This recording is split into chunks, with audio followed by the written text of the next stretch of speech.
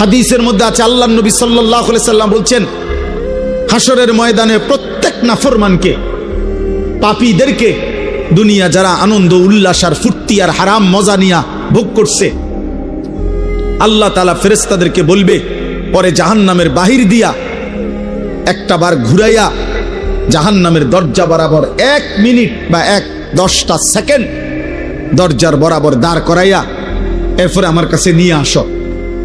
বিশুদ্ধ হাদিস।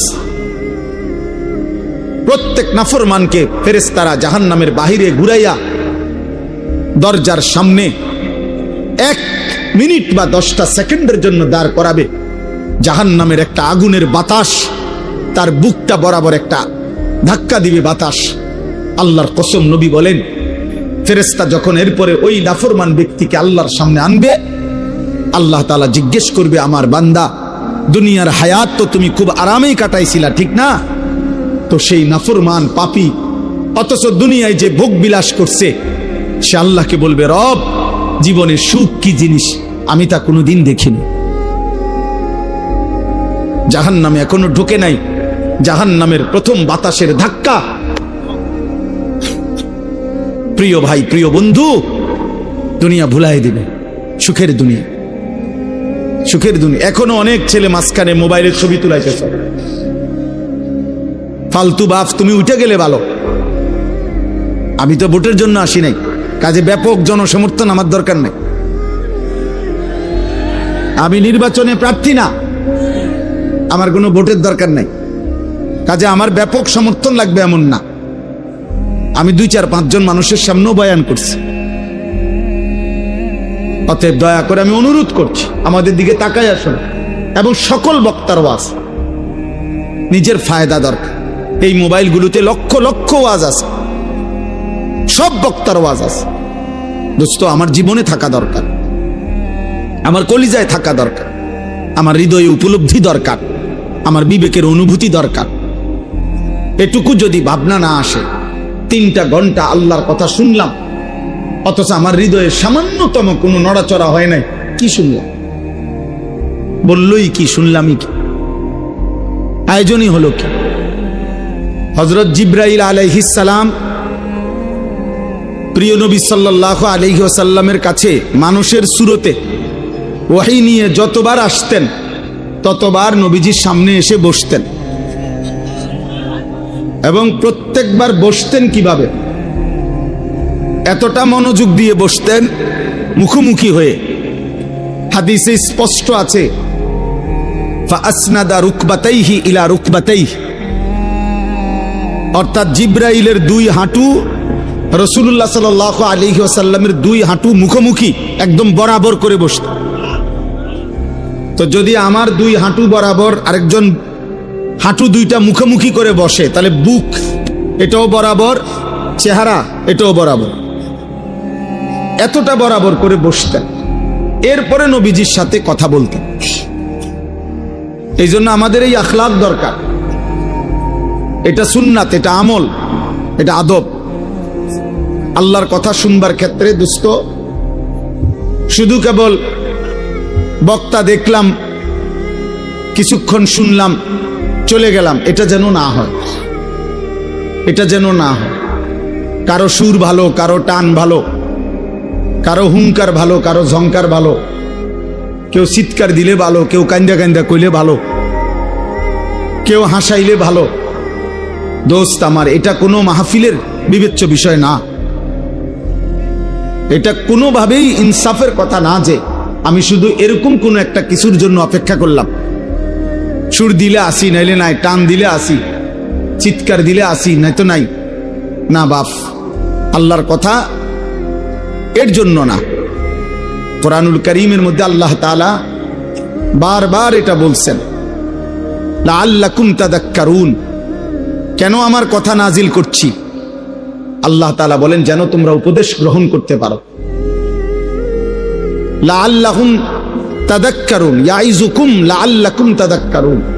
আল্লাহ বলেন, আমি ওয়াজ করছি যেন তোমরা উপদেশ গ্রহণ করতে পারো। লাআল্লাহুম ইয়াত্তাকুন, আমার বান্দারা যেন আল্লাহকে ভয় করতে পারে।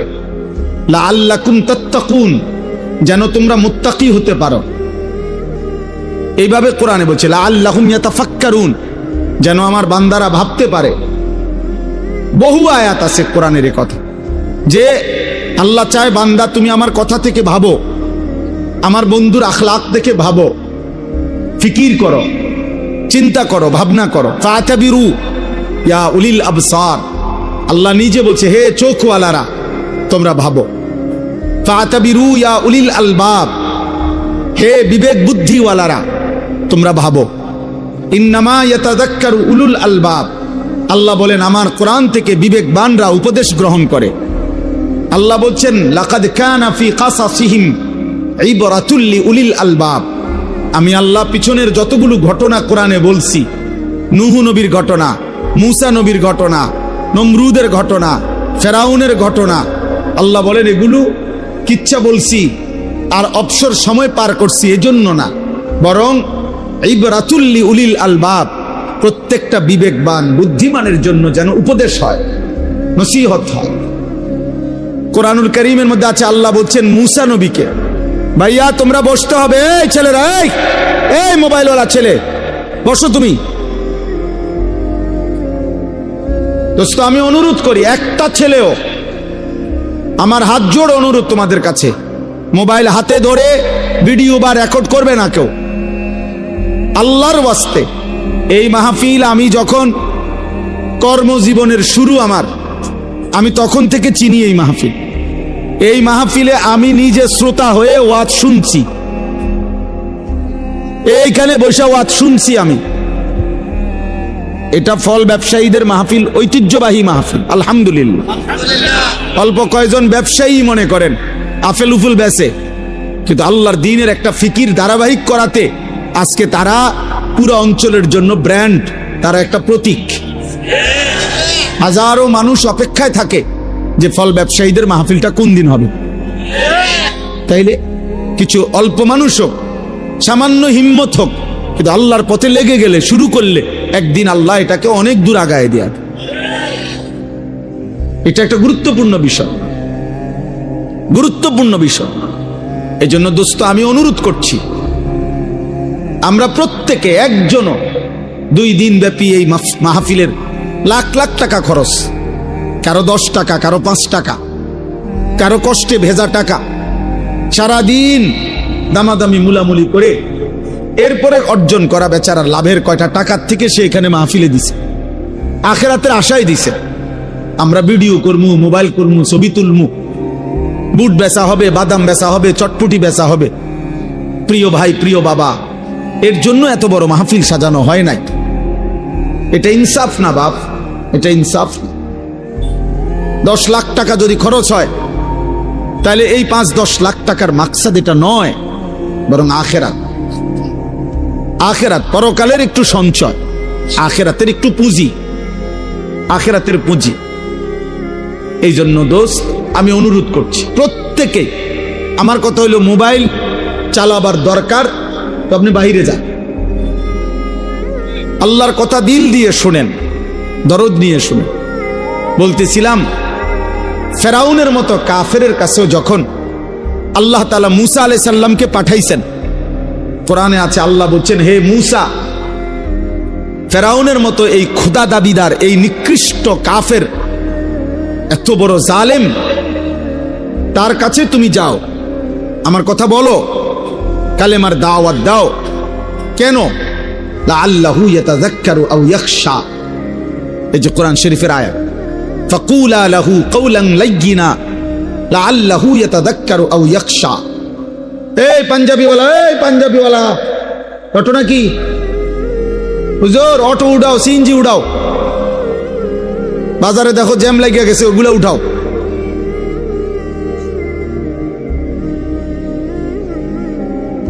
এই জন্য বললাম, আল্লাহ তাআলা বললেন মূসাকে তুমি ফেরাউনের কাছে আমার দাওয়াত দাও, কালেমার কথা বলো। কেন? লাআল্লাহু ইয়াতাযাক্কারু আও ইয়াখশা, হয়তো সে উপদেশ গ্রহণ করবে অথবা আমি আল্লাহকে ভয় করব। তাহলে ফেরাউনের মতো একজন নিকৃষ্ট কাফের শেষ পর্যন্ত সে কি ঈমান আনছে? কথা বলেন না। কিন্তু তবুও আল্লাহ তাআলা তার কাছেও যখন পেশ করছে দিন, মুসা নবীকে পাঠাইছেন, বলছে আমি আল্লাহর উদ্দেশ্য, হয় সে উপদেশ গ্রহণ করবে, নয়তো আমি আল্লাহকে ভয় করব। তাহলে পৃথিবীর নিকৃষ্ট কাফেরের কাছেও আল্লাহর দিন পৌঁছানোর উদ্দেশ্য একটাই, উপদেশ গ্রহণ, আল্লাহকে ভয় করা। তো সেখানে আমাদের কাছে আল্লাহর দিন পেশ করার মাকসাদ কি? তামাশা শুধু? তাইলে আপনি বক্তা যাচাই করে কি লাভ? যে অমুক বক্তার সুরটা ভালো হইছে, অমুক বক্তারে এটা ভালো হইছে। আমার ভাই, এটা দিয়ে হবে কি? এটা দিয়ে কি হবে? আখিরাত দরকার, আখিরাত দরকার, আখিরাত দরকার। আপনি যদি বুঝেন তবুও আখিরাত হবে, আপনি যদি না বুঝেন তবুও আখিরাত। ভুলে গেলেও আখিরাত হবে, স্মরণে থাকলেও আখিরাত হবে।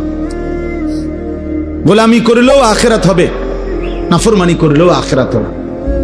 সেজদা দিতে দিতে কেউ আব্দুল কাদের জিলানী হলেও মরে যাবে, নাফরমানি করতে করতে কেউ ফেরাউন নমরুদ হলেও মরেই যাবে।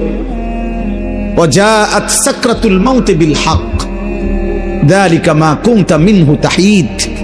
আল্লাহ বলে, বান্দা সত্য সত্যই একদিন, যেদিকে যাও না কেন বান্দা, যত পলায়ন করো না কেন, যতবারই ভেগে যাও না কেন, একদিন সত্য সত্য মৃত্যুর যন্ত্রণা আসবে। আর মৃত্যুর যন্ত্রণা সাকরাতুল মাউত আল্লাহ কোরআনে ব্যবহার করছেন, তাফসীরের মধ্যে আছে, কারো মৃত্যুর যন্ত্রণা যখন শুরু হয়, যদি সে বিগত 900 বছর পৃথিবীতে হায়াত পেয়ে থাকে আর 900 বছর আল্লাহর নাফরমানি করে থাকে, কিন্তু 900 বছরে কোনোদিন 1 সেকেন্ডের জন্য কোন রকমের দুঃখ, কষ্ট, বেদনা, এক ফোঁটা চোখের পানি পড়ে নাই, একটা সুইয়ের কাঁটার আঘাত লাগে নাই, পুরাপুরি 900 বছর যেই নাফরমান সুখ আর আনন্দ আহ্লাদে এই দুনিয়া কাটাইছে, খোদার কসম তাফসিরে লিখছে, মৃত্যু যন্ত্রণার প্রথম সেকেন্ডে, 1 সেকেন্ডে আজরাইল জান কবজের আগ মুহূর্তে, মৃত্যু যন্ত্রণার প্রথম মুহূর্তেই 900 বছরের সুখ আর আনন্দ নাফরমান ভুলে যাবে, ভুলে যাবে, ভুলে যাবে। পরবর্তী সেকেন্ড যদি তাকে জিজ্ঞেস করা হয়, হে আল্লাহর বান্দা, বিগত দুনিয়াটা তো তুমি খুব আরাম এবং আয়েশে কাটাইছিলা, খোদার কসম তখন ওই নাফরমান বলবে, মাওলা সুখ কি জিনিস আমি তা জীবনে কোনোদিন দেখি নাই, অথচ সে সুখেই ছিল। হাদিসের মধ্যে আছে, আল্লাহর নবী সাল্লাল্লাহু আলাইহি সাল্লাম বলছেন, হাসরের ময়দানে প্রত্যেক নাফরমানকে, পাপীদেরকে, দুনিয়া যারা আনন্দ উল্লাস আর ফুর্তি আর হারাম মজা নিয়া ভোগ করছে, আল্লাহ তাআলা ফেরেশতাদেরকে বলবে, পরে জাহান্নামের বাহির দিয়া একটা বার ঘুরাইয়া জাহান্নামের দরজা বরাবর 1 মিনিট বা 10টা সেকেন্ড দরজার বরাবর দাঁড় করাইয়া এরপরে আমার কাছে নিয়ে আসো। বিশুদ্ধ হাদিস। প্রত্যেক নাফরমানকে ফেরেশতারা জাহান্নামের বাহিরে ঘুরাইয়া দরজার সামনে 1 মিনিট বা 10টা সেকেন্ডের জন্য দাঁড় করাবে। জাহান্নামের একটা আগুনের বাতাস তার বুকটা বরাবর একটা ধাক্কা দিবে বাতাস। আল্লাহর কসম নবী বলেন, ফেরেশতা যখন এরপরে ওই নাফরমান ব্যক্তিকে আল্লাহর সামনে আনবে, আল্লাহ তাআলা জিজ্ঞেস করবে, আমার বান্দা, দুনিয়ার হায়াত তো তুমি খুব আরামেই কাটাইছিলা, ঠিক না? তো সেই নাফরমান পাপী অথচ দুনিয়ায় যে ভোগ বিলাস করছে, সে আল্লাহকে বলবে, রব, জীবনে সুখ কি জিনিস আমি তা কোনোদিন দেখিনি। জাহান্নামে এখনো ঢোকে নাই, জাহান্নামের প্রথম বাতাসের ধাক্কা। প্রিয় ভাই, প্রিয় বন্ধু, দুনিয়া ভুলাই দিবে, সুখের দুনিয়া, সুখের দুনিয়া। এখনো অনেক ছেলে মাঝখানে মোবাইলের ছবি তুলাইতেছে, ফালতু বাপ, তুমি উঠে গেলে ভালো।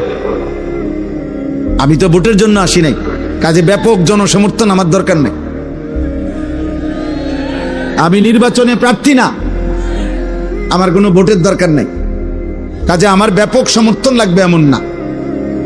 আমি 2-4-5 জন মানুষের সামনেও বয়ান করছি। অতএব দয়া করে আমি অনুরোধ করছি, আমাদের দিকে তাকাই আসুন। এবং সকল বক্তার ওয়াজ, নিজের ফায়দা দরকার। এই মোবাইলগুলোতে লক্ষ লক্ষ ওয়াজ আছে, সব বক্তার ওয়াজ আছে। দোস্ত, আমার জীবনে থাকা দরকার, আমার কলিজায় থাকা দরকার, আমার হৃদয়ে উপলব্ধি দরকার, আমার বিবেকের অনুভূতি দরকার। এটুকু যদি ভাবনা না আসে, 3টা ঘন্টা আল্লাহর কথা শুনলাম, অথচ আমার হৃদয়ে সামান্যতম কোনো নড়াচড়া হয় নাই, কি শুনলাম? বললই কি, শুনলামই কি, আয়োজনই হলো কি? 10 ঘন্টা ওয়াজ শুনলাম, আমার হৃদয়ে কোনো অনুভূতি জাগে নাই। হাদিসের মধ্যে আছে, হযরত ইরবাদ ইবনে সারিয়া বলেন রাদিয়াল্লাহু তাআলা আনহু, নবীজি আমাদের সামনে ওয়াজ করেছেন। ওয়াজানা রাসূলুল্লাহ সাল্লাল্লাহু আলাইহি ওয়াসাল্লাম, নবীজি যখন আমাদের সামনে ওয়াজ করলেন, তিনি বলেন, জারাফাত মিনহাল উয়ুন ওয়া ওয়াজিলাত মিনহাল কুলুব, আমাদের প্রত্যেকের চোখ দিয়ে অঝরে পানি ঝরতে লাগলো এবং আমাদের অন্তরগুলো আল্লাহর ভয়ে কাঁপতে শুরু করল।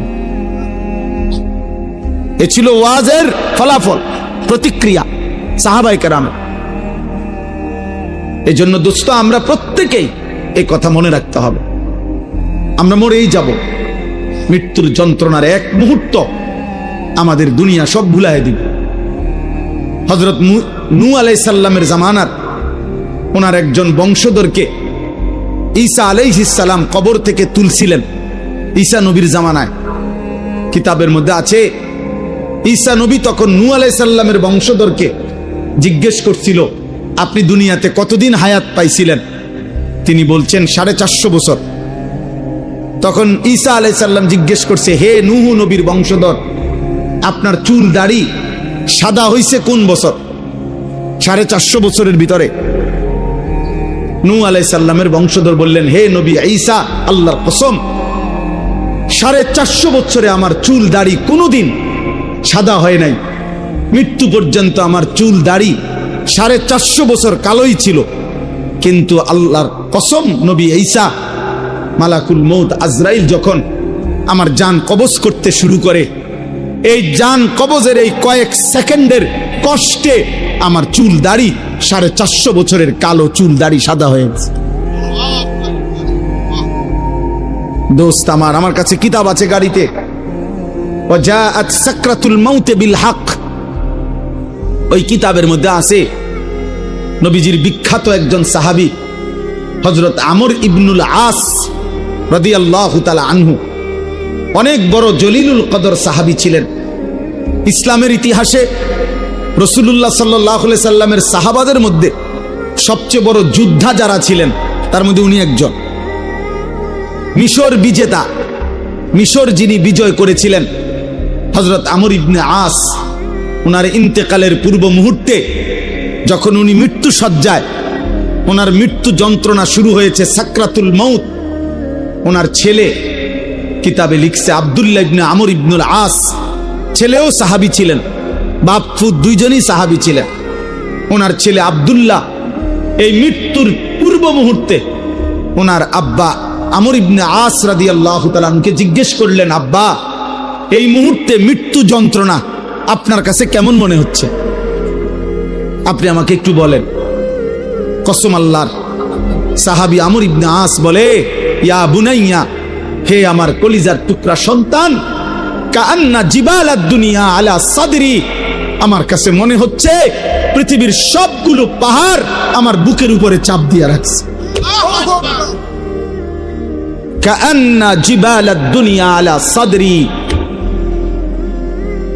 পৃথিবীর সবগুলো পাহাড় আমার বুকে চাপ দিয়ে রাখছে। ওয়া কাআন্নী আতানাফাসু মিন সাকবিল ইবরা, আর তিনি বলে, বাপ আমার, সন্তান আমার মনে হয় আমি যেন সুইয়ের ছিদ্র দিয়া একটু নিঃশ্বাস নিতেছি। দোস্ত আমার, নবীর 60 বছরের সাহাবী যদি বলে দুনিয়ার সব পাহাড় আমার বুকে চাপা দিয়া রাখছে মৃত্যুর মুহূর্তে, 30 বছরের নাফরমান, গত 30 বছর ধরে যে সুদ খায়, তার মৃত্যু যন্ত্রণা কি হবে? 365 দিনে, খোদার এক বছরে যে কোনো দিন 5 ওয়াক্ত নামাজ পড়ে না, সেই নাফরমানের মৃত্যু যন্ত্রণা কেমন হবে? বছরের পর বছর যারা হারাম খায়, হারাম উপার্জন করে, মিথ্যা বলে, হারাম রোজগার করে, বছরের পর বছর যারা বেপর্দা, বছরের পর বছর যারা রাতের পর রাত যুবক, নারী, ছবি, অস্থি দৃশ্য, উলঙ্গ নাচ গান, মোবাইলের অসভ্যতা নিয়ে ব্যস্ত আছো বাপ। তুমি বাপ যদি মরে যাও, মৃত্যুর মুহূর্তে তোমার যন্ত্রণা কেমন হবে? কেমন হবে? সাথী আমার, দোস্ত আমার, বন্ধু আমার, আমি অনুরোধ করছি আজ এই 2 দিন ব্যাপী তাফসীরুল কোরআন মাহফিলে আমি ছোট ভাই, আমি অনুরোধ করলাম, কবর ভুলে গেলে চলবে না, মৃত্যু ভুলে গেলে চলবে না। ভুলে গেলে কেউ থাকতেও পারে নাই, অহংকার করে কেউ থাকতে পারে নাই, নাফরমানি করে কেউ থাকতে পারে নাই, আল্লাহর হাত থেকে কেউ ছুটতে পারে নাই, আল্লাহর বাঁধন থেকে কেউ ছুটতে পারে নাই বাপ। আয়াহসাবু আল্লান ইয়ারাহু আহাদ, আল্লাহ বলে আমার বান্দা কি জানে না? সে কি ভেবেছে তাকে কেউ দেখে না? আমার থেকে ছুটবা কেমনে বান্দা? আমার থেকে ছুটবা কেমনে? কোরআনুল কারীমের 21 নম্বর পারা, কোরআনুল কারীমের 32 নম্বর সূরা, সূরায়ে সাজদা। এই যে আমরা যে সেজদা দেই নামাজে, এই সেজদা, এই সূরাটার নাম। এই সূরার 5টা আয়াত, 10, 11, 12, 13, 14, 15, না 14, 10, 11, 12, 13, 14, এই মোট 5টি আয়াত আমি আপনাদের সামনে তেলাওয়াত করেছি। এই আর অল্প একটু সময় ইনশাআল্লাহ। আমার মূলত বয়ান করার কথা ছিল মাগরিব বাদ। আমার ব্যক্তিগত সমস্যার কারণে আমি আব্দুল কুদ্দুস ভাইকে বলছিলাম এশার নামাজের পরে বয়ান করব।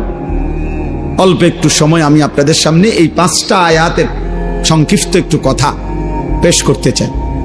তাফসীরুল কোরআন মাহফিলের একটা বড় বৈশিষ্ট্য কোরআনুল কারীমের তাফসীর, কোরআনুল কারীমের তাফসীর হওয়া। কোরআনুল কারীমের তাফসীরের ক্ষেত্রে লক্ষণীয় বিষয় হলো, প্রত্যেকটা বিবেকবান মুসলমানের লক্ষ্য রাখতে হবে, যিনি কোরআনুল কারীমের তাফসীর করছেন তার কথার মধ্যে, তাফসীরের মধ্যে 6টি জিনিস থেকে কথা থাকতে হবে। তাফসীরুল কোরআন হইতে হবে, কোরআনুল কারীমের প্রথম তাফসীর করতে হবে কোরআনেরই ভিন্ন কোনো আয়াত দ্বারা। আমি এই আয়াতের তাফসীর করবেন তো কোরআনের অন্য আয়াত দ্বারা। কোরআনুল কারীমের দ্বিতীয় তাফসীর হবে রাসূলুল্লাহ সাল্লাল্লাহু আলাইহি ওয়াসাল্লামের কথা, কাজ, বক্তব্যের দ্বারা। কোরআনুল কারীমের তৃতীয় তাফসীর হবে সাহাবায়ে কেরামের বক্তব্যের দ্বারা।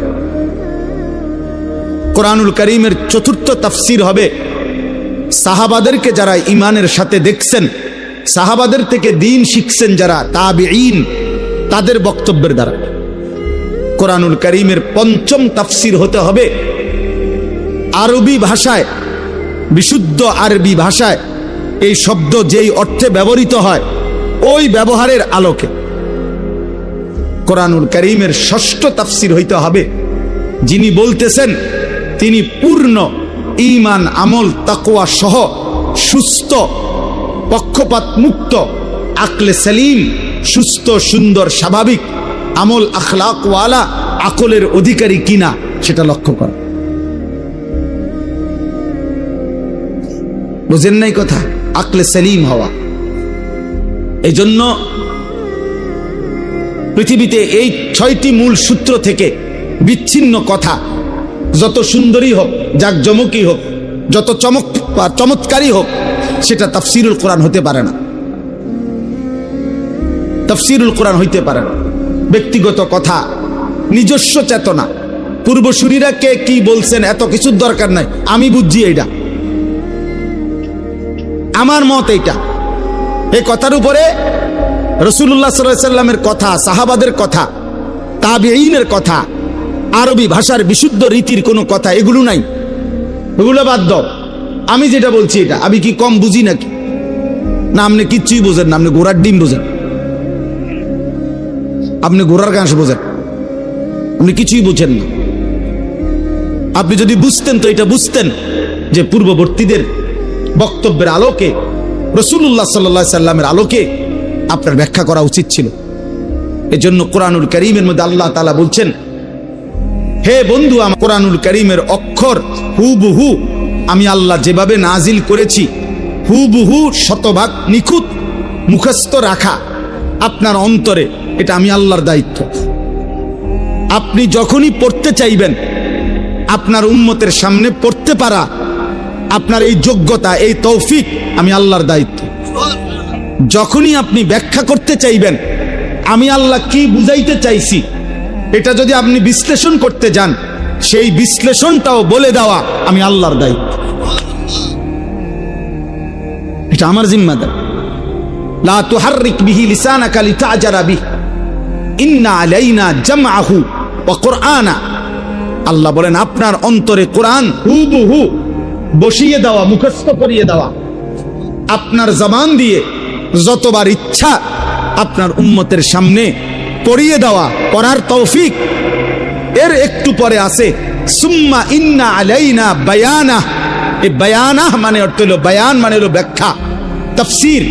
অতঃপর এই আয়াতগুলোর তাফসীর, ব্যাখ্যা, বিশ্লেষণ বলে দেওয়া, তিনটাই আমি রব আমার নিজ হাতে নিলাম। সুবহানাল্লাহ, সুবহানাল্লাহ। এজন্য রাসূলুল্লাহ সাল্লাল্লাহু আলাইহি সাল্লামের প্রতি শব্দ, প্রতি উচ্চারণ, প্রতি বাক্য সব কিছু রব কর্তৃক, আল্লাহ কর্তৃক নিয়ন্ত্রিত। তিনি যখন হাসতেন তো ঠিক কতটুকু হাসবেন এটা আল্লাহ তাআলা নবী সাল্লাল্লাহু আলাইহি সাল্লামকে সাজিয়ে দিয়েছে।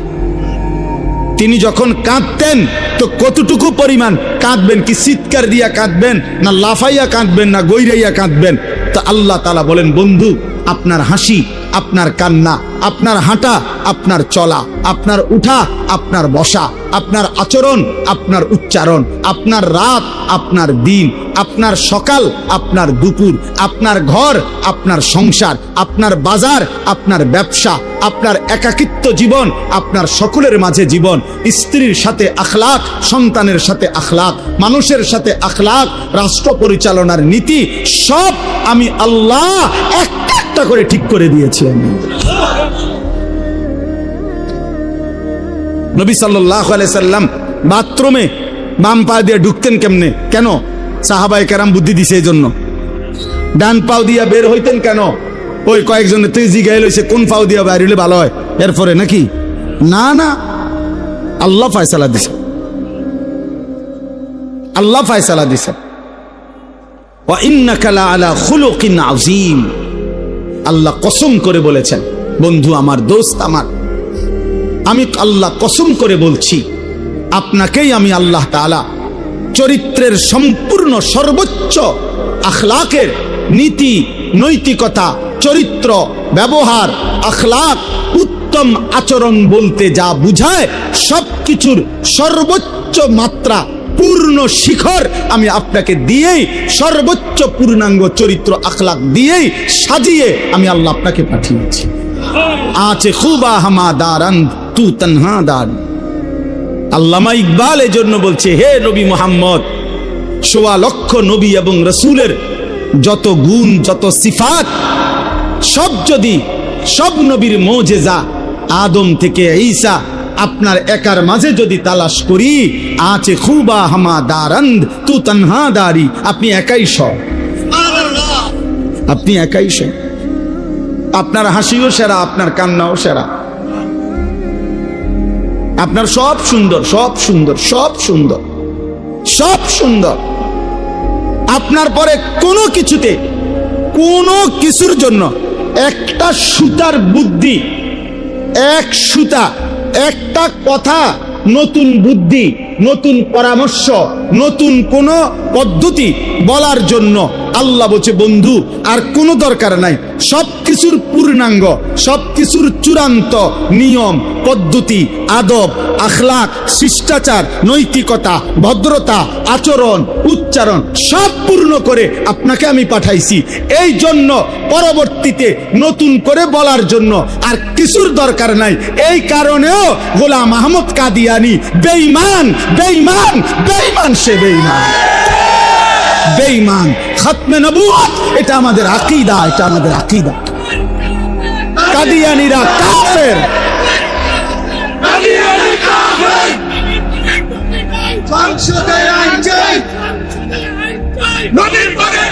এটা নিশ্চিত, এটা মনে রাখ। তুই গোলাম আহমদ কাদিয়ানী ভণ্ড, বেঈমান, মুশরিক, মুনাফিক, এই দালাল, ইংরেজের দালাল ছিল এই দালাল। এই দালাল তোর দরকার কি? তুই কিতে আইছো তেনে? তোর দরকার কি? তোরে কোন বাদে মে কইছে আইতি? তুই কি দরকার? আমার কি জন্য তোরে লাগবে? ঈমান, ইসলাম, আখলাক, ইলম, আমল, তাকওয়া, ফরহেজগারি, আখিরাত জীবন চলার জন্য আমার নবী বাথরুমে কেমনে ঢুকবে, বাথরুম থেকে কেমনে বের হইতে হবে, কয়টা ঢিলা ব্যবহার করতে হবে, স্বামী স্ত্রীর মিলনের আগে কি দোয়া পড়তে হবে, ফরজ গোসল কেমনে করতে হবে, রাত 2টার গোসল কেমনে করতে হবে, একাকী জীবন কেমন, সবার মাঝে জীবন কেমন, সবই তো তিনি শতভাগ পরিপূর্ণ বলে গেছেন। তোর দরকার কি বেটা? এই ভণ্ডের দরকার কি বলে? নতুন কারো দরকার আছে আর আমাদের? তো তুমি আইসু কিত্তা হুদা ফালতু কোথাকার। আপনারা জানেন না তো, যারা এই মেহনত সারা বাংলাদেশে করছেন আজকে দীর্ঘদিন যাবত, জনাব আব্বাসী সাহেব দামাত বারাকাতুহুমুল আলিয়া, তিনি সহ আরো শীর্ষ বুজুর্গ অসংখ্য উলামায়ে কেরাম বছরের পর বছর ধরে এই মেহনত করছেন। এটা একটা যৌক্তিক মেহনত, এটা একটা যৌক্তিক আন্দোলন। খতমে নবুয়তের আকীদা যদি এক বিন্দু, আল্লাহর নবী শেষ নবী, এই কথাটা একটা বাক্য না, এটার উপরে যদি এক সুতা কোনো ছিদ্র ঢোকে, অন্য কোনো কথা ঢুকতে পারে, তো আমার রসুলের 23 বছরের ইসলাম, কোরআনুল কারীমের আজমত, পুরা ইসলাম ভেঙে পড়বে, পুরা দিন ভেঙে যাবে। এই জন্য ওলামায়ে কেরামের এই মেহনত। আলহামদুলিল্লাহ, গত 15ই নভেম্বর ঢাকার জাতীয় সোহরাওয়ার্দী উদ্যানে পৃথিবীর প্রায় 150 বিদেশি মেহমান, বুজুর্গ, ওলামা সারা পৃথিবী থেকে আসছেন এবং বাংলাদেশের প্রায় 20 লক্ষের চাইতে বেশি মুসলমানের উপস্থিতিতে সম্মিলিত খতমে নবুয়ত পরিষদের উদ্যোগে আন্তর্জাতিক খতমে নবুয়ত সম্মেলন হয়েছে। এবং আলহামদুলিল্লাহ, ইনশাআল্লাহ আজ না হয় কাল বাংলার জমিনে এই মুরতাদ, এই বেঈমান কাদিয়ানী কাফের ঘোষণা রাষ্ট্রীয়ভাবে হতেই হবে, হবেই হবে, ইনশাআল্লাহ হবে, ইনশাআল্লাহ হবে, হবে, হবে। আল্লাহ রসুলকে যতবার যতজন বিদ্রুপ করছে, শেষ পর্যন্ত অপমানিতই হয়েছে, অপমানিতই হয়েছে। এই জন্য বললাম, আমার নবী সাল্লাল্লাহু আলাইহি ওয়াসাল্লামের আলফাজ, জবানের বয়ান, বরকতপূর্ণ কথা এবং নবী সাল্লাল্লাহু আলাইহি ওয়াসাল্লামের ব্যাখ্যা, সেই আলোকে কোরআনের তাফসীর হতে হবে। পরবর্তী পণ্ডিত, আপনি যত বড় পণ্ডিতে হন, আপনি নিজস্ব মাতবুরি খাটাবেন না। আল্লাহর নবী সাল্লাল্লাহু আলাইহি ওয়াসাল্লাম বলেছেন, মান ক্বালা ফিল কুরআনি বিরাইহি ফাআসাবা ফাকাদ আখতা। যে ব্যক্তি কোরআনের ব্যাপারে আমি রসুল যা বলি নাই, আমার সাহাবা বলে নাই, আমার আল্লাহ যা বলতে চায় নাই, বরং নিজের মন গড়া কিছু বলে দিল কোরআনের নামে, অতঃপর যদি দেখতে মনে হয় ভালোই বলছে, আল্লাহর নবী বলছেন ফাকাদ আখতা, সে ভুল বলছে, গুনাহ করেছে, গুনাহ।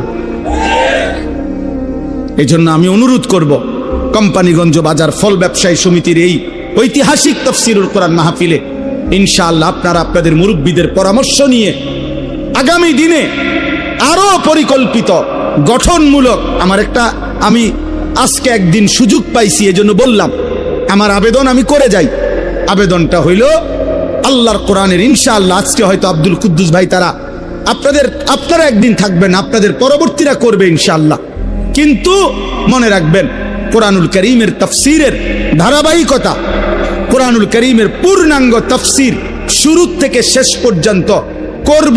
মনে করেন এই স্বপ্ন নিয়া, এই আশা নিয়া আপনারা যদি শুরু করতে পারেন, মালিক চাইলেই যদ্দূর যাওয়ানের যাবে, যত বছর যাওয়ার যাবে, কিন্তু আশা করা যায় আল্লাহ তাআলা আজরে আজিম, মহা পুরস্কার দান করবে ইনশাআল্লাহ।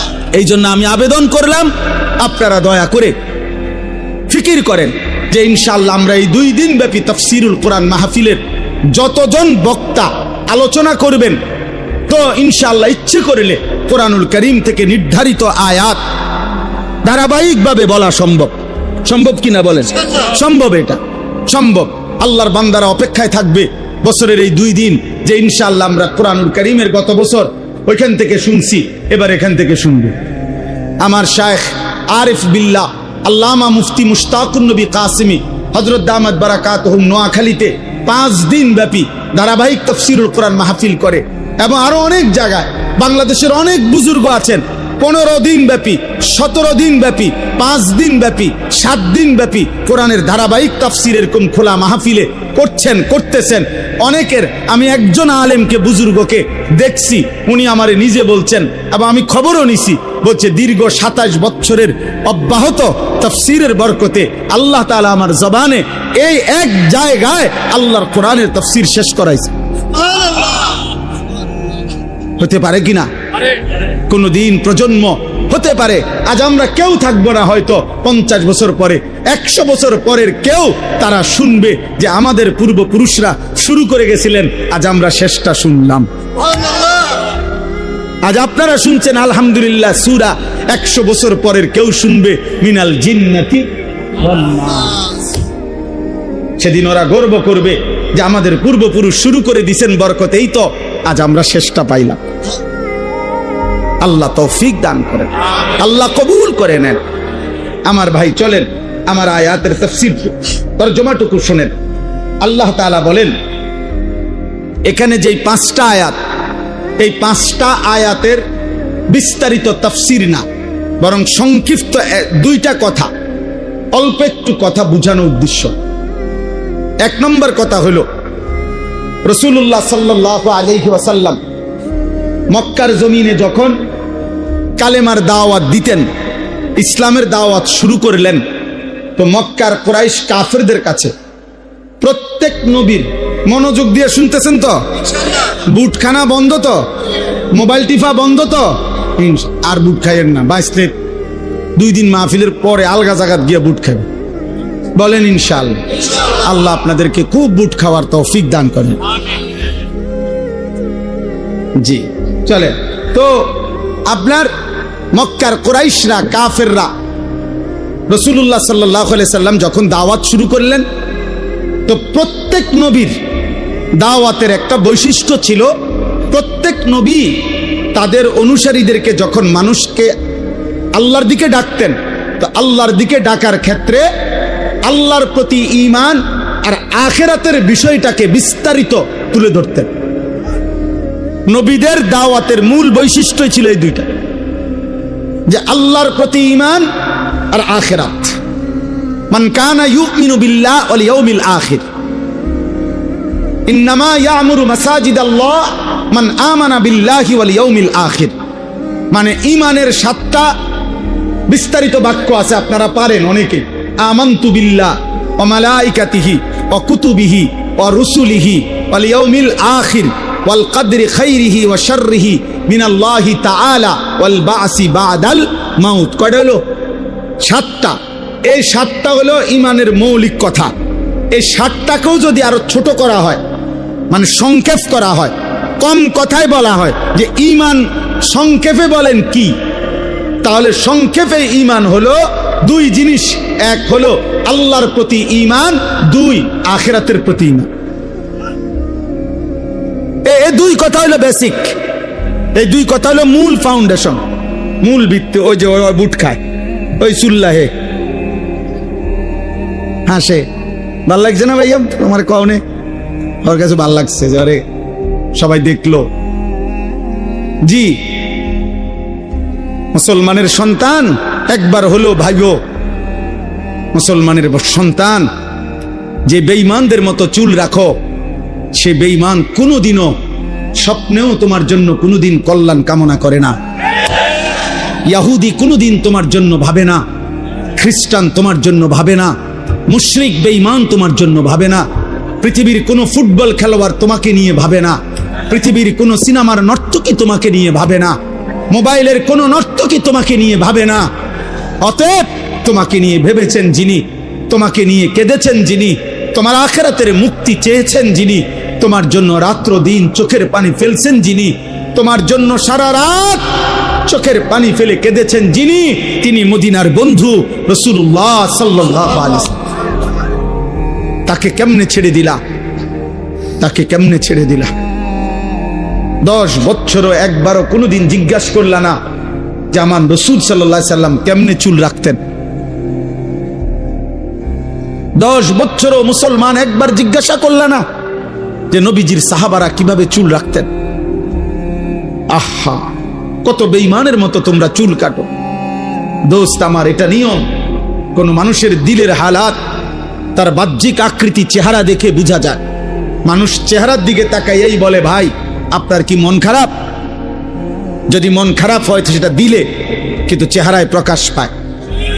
এজন্য বলে ভাই আপনি তো খুব ফুর্তিতে আছেন মনে হয়। মনে খুব ফুর্তি নাকি? চেহারার মধ্যেই প্রকাশ পায় অন্তরের ফুর্তি। ঠিক তেমনি ভাবে চেহারার এই আকৃতি, খোদার কসম, এটা প্রমাণ করে তোমার হৃদয়ের হালাত। অতএব চুল যার বেঈমানের মতো, চেহারা যার মুশরিকের মতো, চলাফেরা যার বেঈমানের মতো, তো তোমার কলিজার ভিতরে আল্লাহ এবং তার রাসূল আছে নাকি ইহুদি আর খ্রিস্টান বেঈমান আছে, এ কথা স্পষ্ট স্পষ্ট। এজন্য যুবক, মনে থাকলে, বিবেক থাকলে, লজ্জা থাকলে, আত্ম অনুভূতি থাকলে, নিজের পরিচয়, বাপের পরিচয়, মায়ের পরিচয়, বংশের পরিচয়, রক্তের পরিচয়, ধর্মের পরিচয়, রবের পরিচয়, বন্ধু রাসূলুল্লাহর পরিচয়, কোরআনের পরিচয়, ইসলামের পরিচয় যদি তোমার মধ্যে থাকে তো বেঈমানের অনুসরণ করো না। বেঈমান তোমারে পাইলে প্রথম আঘাতেই হত্যা করবে। হত্যা করবে। তুমি শুধু বইলো যে আমি শুধু পরিচয়ে মুসলমান, কিন্তু আমার চুল, চেহারা, লেবাস, পোশাক আপনাদের মতো 30 বছর ধরে কোনোদিন আমি মুসলমানের লেবাস পোশাকে ধারি নাই। এরপরেও আল্লাহর কসম, কাফের বেঈমান সুযোগ পাইলে প্রথম মিসাইল আর বোমার আঘাতে তোমারে উড়াইয়া ফেলবে। উড়াইয়া ফেলবে। এজন্য মুসলমানের যুবক বুঝতে শেখো আব্বা, বুঝতে শেখো বাপ, বুঝতে শেখো। এত অল্প বয়সে তোমরা মোবাইলে এত বেশি আসক্ত হয়ে পড়লা। নারী, ছবি, অস্থির দৃশ্য, উলঙ্গ নাচ গান, জিনা ব্যভিচারের দৃশ্য, রাত দিন মোবাইলে আসক্ত। হায় বাপ, পৃথিবীতে তুমি কিছু করবা না? আখিরাতের জন্য কিছুই করবা না? আগামী দুনিয়া তাইলে চলতে হবে না রে বাপ। আগামীর পৃথিবী, 60 বছর হায়াত, 40 বছর হায়াত, আগামীর সংসার, বিবাহিত জীবন, এই সব কিছু এই মোবাইল টিপতে টিপতে পার হবে। এই নারী দেখে দেখেই শেষ হবে। সারা পৃথিবীর মজলুম মুসলমান যারা আহাজারি করছে, আল্লাহর পাকের ইজ্জত নিয়ে যারা কটূক্তি করে, রাসূলুল্লাহ সাল্লাল্লাহু আলাইহি সাল্লামের সম্মান নিয়ে যারা কটূক্তি করে, তাদের মোকাবেলায় তুমি মুমিন কিছু বলবা না? তুমি ইমানদার যুবক গর্জন করবা না? তো তুমি তো নারী দেখো, ছবি দেখো, উলঙ্গ নাচি দেখো। 365 দিনে কেউ তোমারে কোনোদিন ফজরের মসজিদে দেখে নাই। তুমি আল্লাহর জন্য জীবন দিবা কেমনে? তুমি নবীর ভালোবাসায় জান দিবা কেমনে বাপ?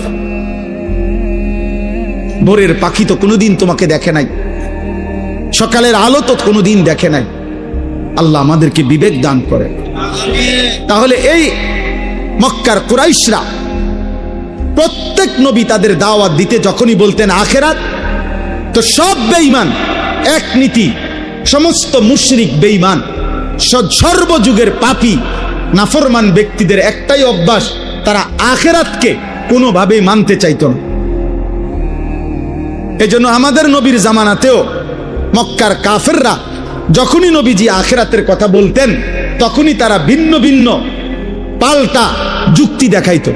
বলতো মুহাম্মদ হবে না, কবর থেকে কাউকে আবার হাসরের মাঠে নেওয়া, উঠানো, হাসরের মাঠ কায়েম করার জন্য আমাদেরকে আবার উঠাবে, এইটার কোনো সিস্টেমে হইতে পারে না, এটা যুক্তিয়ে ধরে না। নাউজুবিল্লাহ। কেন? তারা বলতো ওয়াকালু আইদা দালালনা ফিল আরদ আইন্না লাফি খালকিন জাদীদ। আরো আয়াত আছে বাকি, এটা হলো আমি যেটা পড়ছি। আল্লাহ বলেন এই বেঈমানরা বলতেছে বন্ধু আপনার সামনে কি, যে হে মুহাম্মদ, আমরা যখন মৃত্যুবরণ করে কবরের সাথে মিশে যাব, মাটির সাথে হারিয়ে যাব। আইন্না লাফি খালকিন জাদীদ, আমাদের কি পুনরায় আবার নতুন করে সৃষ্টি করে কবর থেকে পুনরায় হাসরের ময়দানে উঠাবে? এটা কিভাবে সম্ভব? পাবে কই? মনে করেন এখানে 500 বছর আগে কবর ছিল, কথার কথা। এখন 500 বছর পরে হতে পারে এখন এখানে কবর তো দূরে থাক, মাটিও নাই, সাগর, এটা খাল হয়ে গেছে মনে করেন। তাহলে এখন এই লাশ কই, আড্ডি কই, গোশত কই, চর্বি কই, চামড়া কই? মাটিই তো নাই। এমন হইতে পারে না? এমন হইছে না? তো তাইলে কোত্থেকে আনবে? কোত্থেকে আনবে? এইভাবে তারা আপনার প্রতিনিয়ত নবী সাল্লাল্লাহু আলাইহি সাল্লামের সামনে যুক্তি দেখাইতো। বলতো না মুহাম্মদ, যত কথাই বলো আখিরাত হবে না, কবর থেকে পাবে কেমনে? আইদা মিতনা ওয়া কুন্না তুরাবান ওয়া ইজামান, আমরা মরে যাব, মাটি হয়ে যাব, হাড্ডি মাড্ডি মিশে যাবে, আবার কেমনে ফিরাবে? হাদা শাইউন আজীব, কোরআনে আছে। কাফেররা বলতো মুহাম্মদ এটা আশ্চর্য কথা, এটা হবে কিভাবে? কিভাবে সম্ভব? এটা কোনোভাবেই সম্ভব না। নাউযুবিল্লাহ। এখানে আল্লাহ তাআলা জবাব দিবেন। প্রথম জবাব, বাল হুম বিলিকাই রাব্বিহিম কাফিরুন। এই একটা সূক্ষ্ম কথা বুঝেন। মূলত সমস্ত কাফের, সমস্ত মুশরিক, সমস্ত বেঈমান আল্লাহকে চেনে। কাকে চিনে? আল্লাহকে চিনে। সব ধর্মাবলম্বীরাই আল্লাহকে ভিন্ন কিছুই জানে। যত হিন্দু, তারা তাদের দেবতাকে সৃষ্টিকর্তা বলে না, সৃষ্টিকর্তা ভিন্নকে বলে। ঈশ্বর বলুক, ভগবান বলুক, গড বলুক, যাই বলুক, আলাদা সত্তা, তাকেই তারা আল্লাহ বলে, বুঝে। আর প্রত্যেক ধর্মাবলম্বী এটা বুঝে আল্লাহ সর্বশক্তিমান। আল্লাহ কি? এটা হিন্দুরাও বলবে ঈশ্বর সর্বশক্তিমান, ভগবান সর্বশক্তিমান। তাহলে যিনি সর্বশক্তিমান, তিনি তো এই জন্যই সর্বশক্তিমান যে তিনি সব করতে পারেন, নাই তো সর্বশক্তিমান হইল কেমন? তো বেটা, তাইলে তোমাদের চোখের সামনে আল্লাহ প্রতিদিন মায়ের পেটে সন্তান জন্ম দিচ্ছেন, প্রতিদিন তোমাদের চোখের সামনে মানুষকে আল্লাহ মৃত্যু দিচ্ছেন।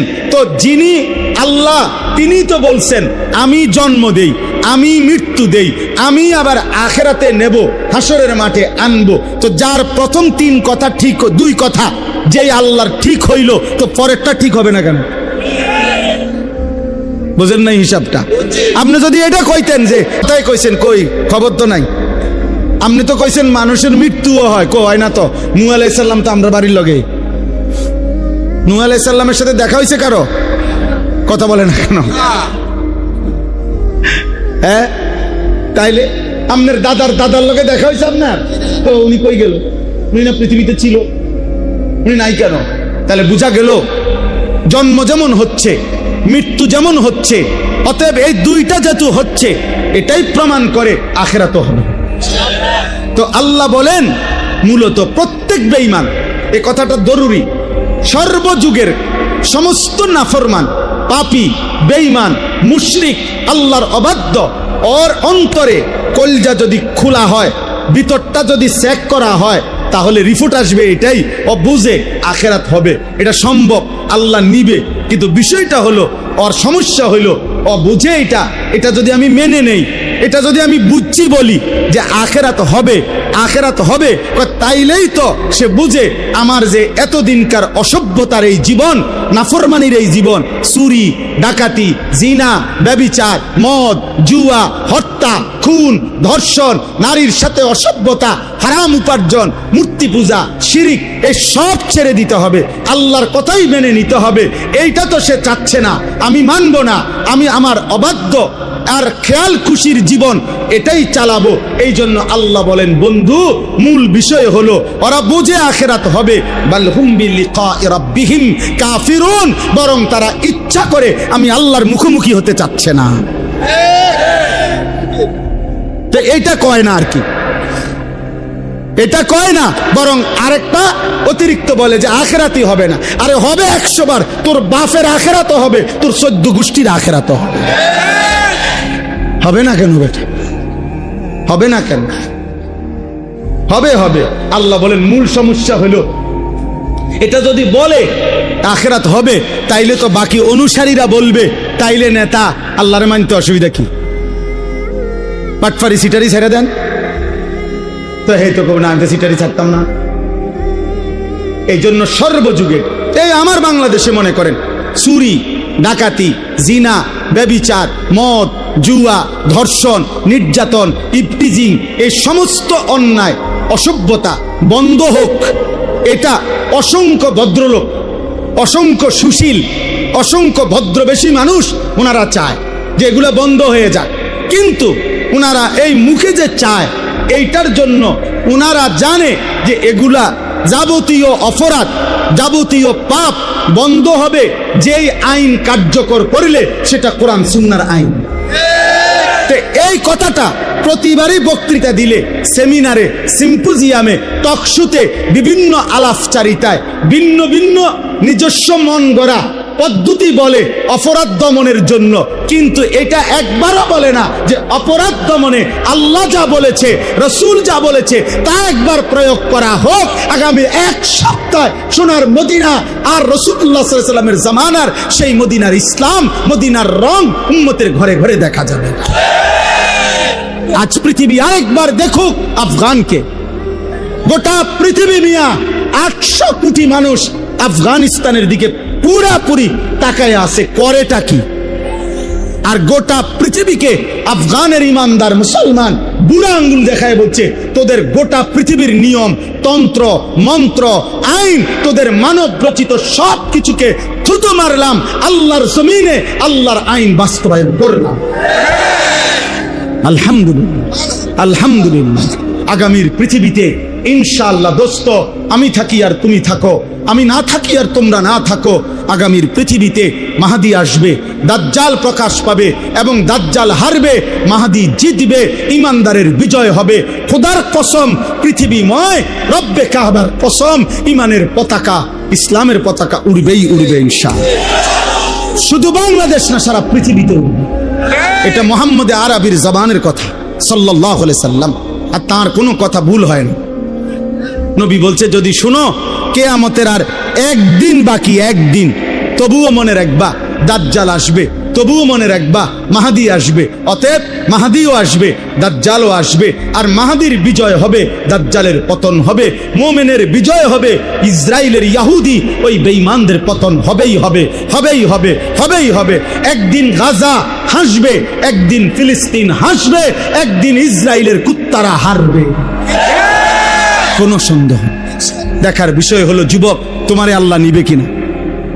অসংখ্য যুবক এমনও হইতে পারো তুমি সেদিনও, যেদিন আল্লাহর দিন বিজয় হচ্ছে, সেদিনও তুমি বিড়িয়ে খাইতে আসো, সেদিনে তুমি নাড়িয়ে দেখতে আসো, সেদিনে তুমি সকাল 9টা পর্যন্ত শুইয়াই রইছো, ফজরের পরে ইমানদার বিজয় করে ফেলছে। হ্যাঁ হ্যাঁ, খোদার কসম, ফজরের মুসল্লি যারা মাহদীর সৈনিক তারা, ফজরের মুসল্লি যারা দাজ্জালের বিরুদ্ধে লড়বে তারা, ফজরের মুসল্লি যারা পৃথিবীময় ইমানের পতাকা উড়াবে তারা। তুমি 9টা বাজে উঠতে দেখবা ইমানের কাফেলা কোম্পানিগঞ্জ পার হইয়া, এখন আশা করা যায় ফেনী পার হইয়া গেছে।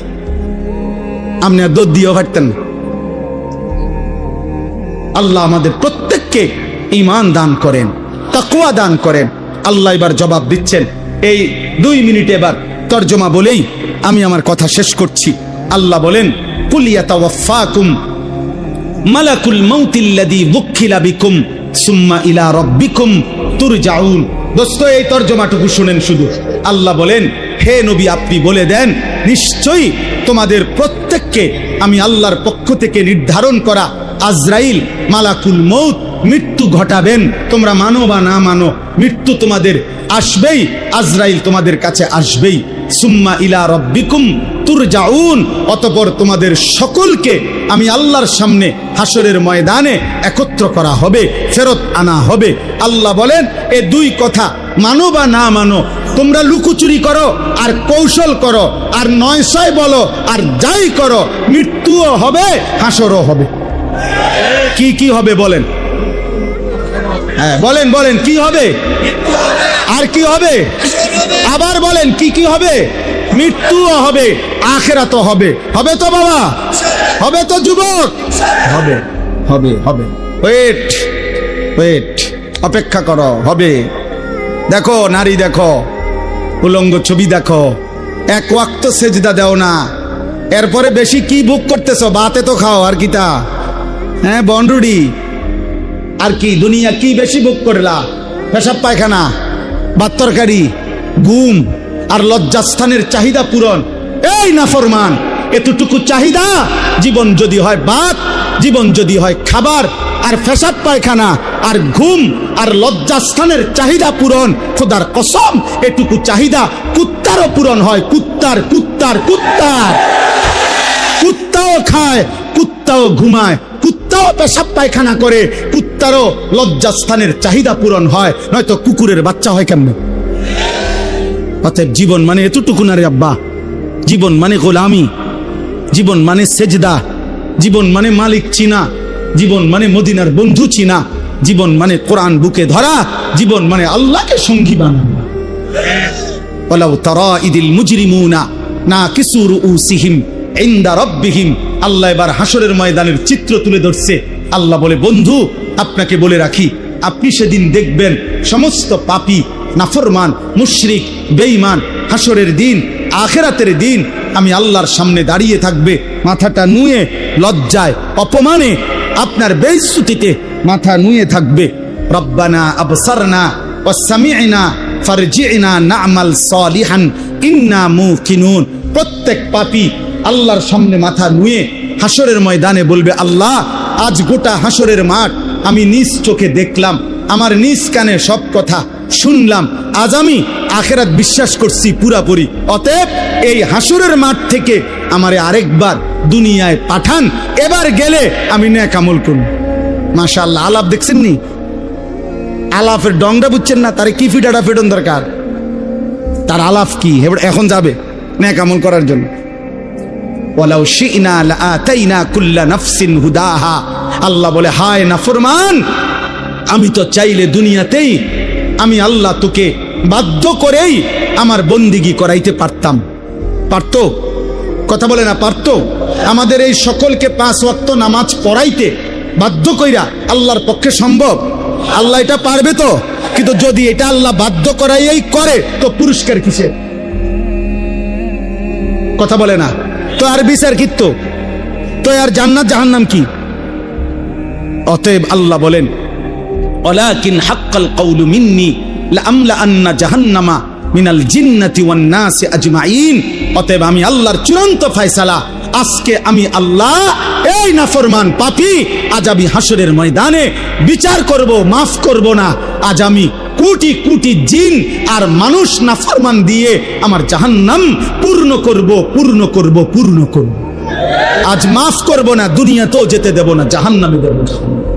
ফাযুকু বিমা নাসিতুম লিকা ইয়াউমিকুম হাদা ইন্না নাসিনাকুম ফাযুকু আযাবাল খুলদি বিমা কুনতুম তা'মালুন। আল্লাহ বলে, বান্দা সেদিন দুনিয়ায় থাকতে তুমি আজকের আখিরাতকে ভুলে গিয়েছিলে, আজ হাসরের ময়দানে আমি আল্লাহ তোমাকে ভুলে গেলাম। যা, আজ আর আমি তোমাকে ভুলে গেলাম। অতএব অনন্তকালের জন্য তোমার নাফরমানির বিনিময়ে আযাব আল খুলদ, অনন্তকালের আযাব জাহান্নাম ভোগ করতে থাকো, ভোগ করতে থাকো। দোস্ত আমার, সেদিন আল্লাহ যদি মুখ ফিরায় নেয়, সেদিন আল্লাহ যদি বলে, বান্দা আমি তোকে ভুলে গেলাম, হায় বাপ আমার, ভাই আমার, বন্ধু আমার, নওজোয়ান সাথী আমার, খোদার কসম রে বাপ, আর কেউ থাকবে না, আর কেউ না, আর কেউ না, আর কেউ না। আল্লাহ আমাদেরকে মাফ করে দেন, ঈমানের জীবন দান করেন, উত্তম আখলাক দান করেন, গুনাহ থেকে বাঁচবার তৌফিক দান করেন। চলেন ইনশাআল্লাহ বদলে যাই, বলেন ইনশাআল্লাহ। চলেন বদলে যাই ইনশাআল্লাহ, আল্লাহর গোলামি করব ইনশাআল্লাহ, রাসূলুল্লাহ সাল্লাল্লাহু আলাইহি সাল্লামকে ভালোবাসবো ইনশাআল্লাহ, খতমে নবুয়তের জন্য যা লাগে তা করব ইনশাআল্লাহ। আল্লাহ তাআলা কবুল